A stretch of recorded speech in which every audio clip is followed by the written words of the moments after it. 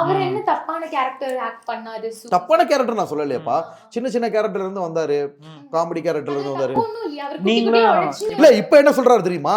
அந்த மாதிரிலாம் நான் பண்ண மாட்டேன், நான் வந்து ஹீரோவா தான் நடிப்பேன்னு சொல்றாரு. காரணம் இப்போ ஸ்டேட்டஸ் வந்தோடனே மனிதர்களோடது. அப்ப நான் ஆல்ரெடி நல்ல ஸ்டேட்டஸ்ல இருக்கவே நான் எப்படி கீழே இறங்கி நடிப்பேன்? அதுதான், அதுவும் ஆணவத்தில். நானும் அது ஆணவத்தில் சொல்லலைன்னு தான் சொல்றேன். புரியுறதுக்காக சொன்னேன். நீங்க என்ன எதிர்பார்க்குறீங்க உங்களோடது என்னன்னு கேட்டப்ப அந்த இன்டர்வியூல நான் சொன்ன விஷயம் அதுதான். நானும் ஆணவத்துல சொல்லல, உண்மையான ஃபேக்ட்ல சொன்னேன். ஏப்பா நீ இருக்க, ஒரு படிச்சிருக்க, கிராஜுவேட்டடா இருக்க, உனக்கு திறமை இருக்கு, உன் திறமை நீ எங்கேயாவது விட்டு கொடுப்பீங்களா? ஸோ அந்த அவங்க அப்படி வந்தாங்க. எனக்கு இதை கூட நான் ஏன் சூரியனாவை எக்ஸாம்பிள் சொன்னேன்னா, ஒரு ப்ரொடியூசரை என்கிட்ட சொன்னப்ப சொன்னாங்க, கூப்பிட்டு வர சொல்லி படத்துக்கு பேசுறப்ப தம்பி செம்மையா கம்பளம் வாங்கியப்பா சூரியல. நான் கேட்டேன், ஏன்னா அவங்க வந்து இந்த மாதிரி சின்ன சின்ன இருந்து வந்தாங்க, நான் வந்து எப்படி இப்படி வர முடியும்? நான் ஆல்ரெடி நல்ல ஒரு ப்ரொஃபஷனல், எனக்கு இவ்வளோ இன்கம் வந்துகிட்டு இருக்கு. அதுபோக நடிப்புலேயே நான் பல வகையில் பண்ணிட்டேன். இவ்வளோ மக்கள் என்னை ரசிக்கிறாங்க. என்ன போட்டா கண்ணு நீங்கள் என்ன நினச்சாலும் சரி, ஏஸ் படத்தில் என்னோட வெயிட்டை காமிச்சிருப்பீங்க. எல்லா திரையுலகமே என்னை திரும்பி பார்த்துச்சு.